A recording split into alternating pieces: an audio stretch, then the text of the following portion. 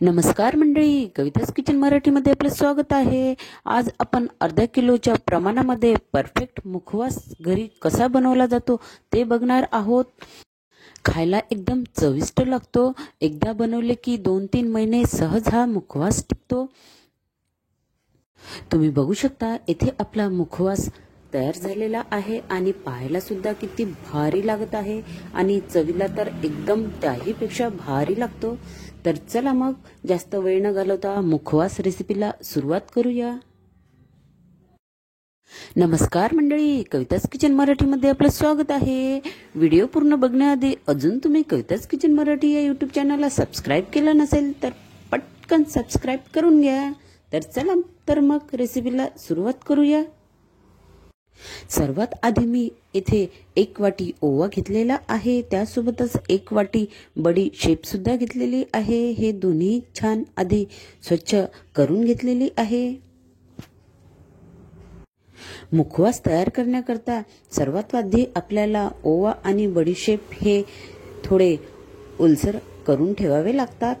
त्याकरता मी इथे अर्धा चम्मच यामध्ये हळद घालत आहे। त्यानंतर यामध्ये चवीनुसार मीठ घालूया।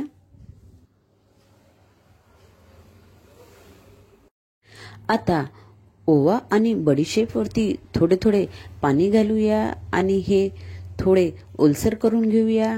मुखवास तयार करण्याकरता सर्वात महत्त्वाची स्टेप म्हणजे ओवा बडीशेप हे थोडे आपल्याला ओलसर करून जर ठेवले तर त्याची टेस्ट हे खूप भारी येते। अशा प्रकारे आपल्याला ओवा आणि बडीशेप थोडी ओली करून घ्यायची आहे। तुम्ही बघू शकता ओवा आणि बडीशेप इथे मी ओलसर करून घेतलेली आहे। आता हे दोन्ही पदार्थ आपल्याला अर्धा तास असेच मुरत ठेवायचे आहे। त्यामुळे पाणी, मीठ आणि हळद हे छान ऑब्झर्व करतील आणि या बडीशेपला आणि ओव्याला छान टेस्ट येईल। त्यासोबतच मुखवास तयार करण्याकरता इथे मी 1 वाटी कोळ्याच्या बिया घेतलेल्या आहे। तुम्ही या ऐवजी खरबुजाच्या बिया सुद्धा घेऊ शकता। त्यासोबत 1 वाटी जवस सुद्धा घेतलेली आहे। अर्धा तास झालेला आहे। आपली इथे बडीशेप आणि ओवा छान मुरलेला आहे, तुम्ही बघू शकता। आता हा ओवा आणि बडीशेप किती मोकळी झाली आहे। सर्व पाणी बडीशेपने आणि ओव्याने ऑब्झर्व करून घेतलेलं आहे। मुखवास तयार करत असताना ही स्टेप खूप महत्त्वाची आहे। कोरडे बडीशेप असो किंवा ओवा असो ते कोरडे न भाजता अशा प्रकारे थोडे ओलसर करून जर आपण 15 ते अर्धा तास ठेवले तर मुखवास हा खूप टेस्टी आणि भारी लागतो। इथे मी गॅसवरती कढई ठेवलेली आहे। सर्वात आधी आपण सोप म्हणजे बडीशेप भाजून घेऊया। गॅस हा एकदम मंद आचेवरच ठेवायचा आणि जोपर्यंत छान कुरकुरीत बडीशेप भाजून होत नाही तोपर्यंत ती सतत चमच्याने हलवत राहायची। बडीशेप असो किंवा ओवा असो कुठलेही मुखवास पदार्थ भाजत असताना गॅस हा एकदम मंद आचेवर ठेवा, तरच ते छान कुरकुरीत आणि कडक होतात।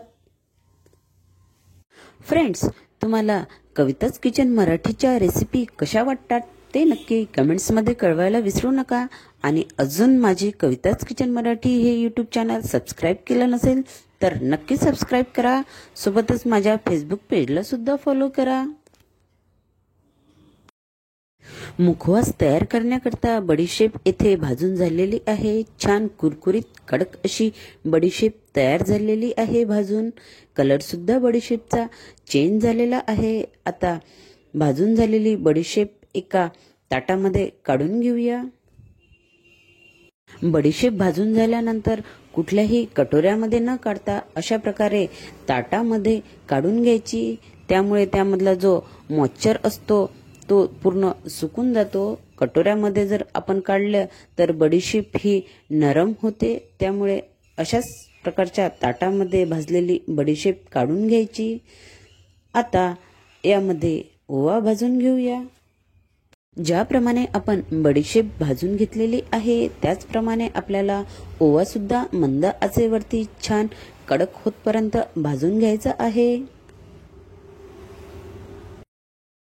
मुखवास छान 2 ते 3 महिने कडक जर राहायला हवा तर त्यासाठी खूप महत्त्वाची स्टेप आहे, ती म्हणजे बडीशेप असो किंवा ओवा असो तो छान कुरकुरीत कडक भाजण्यात यायला हवा, तरच मुखवास हा 2 ते 3 महिने छान कडक राहतो। अशा प्रकारे आपण ओवा सुद्धा भाजून घेऊया।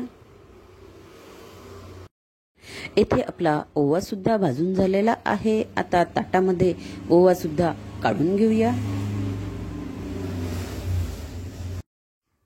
आता याच कढईमध्ये जवस सुद्धा मंद आचेवरती भाजून घेऊया। जवस छान तडतड जोपर्यंत फुटत नाही तोपर्यंत आपल्याला छान मंद आचेवरती जवस भाजून घ्यायची आहे। येथे माझ्याकडे थोडी जवस शिल्लक राहिलेली होती, त्यामुळे मी ती सुद्धा यामध्ये भाजायला घेतलेली आहे। जवस असो किंवा ओवा किंवा बडीशेप प्रमाण थोडे कमी जास्त झाले तरीही चालेल। येथे आपली जवस सुद्धा भाजून झालेली आहे। आता जवस सुद्धा ताटामध्ये काढून घेऊया।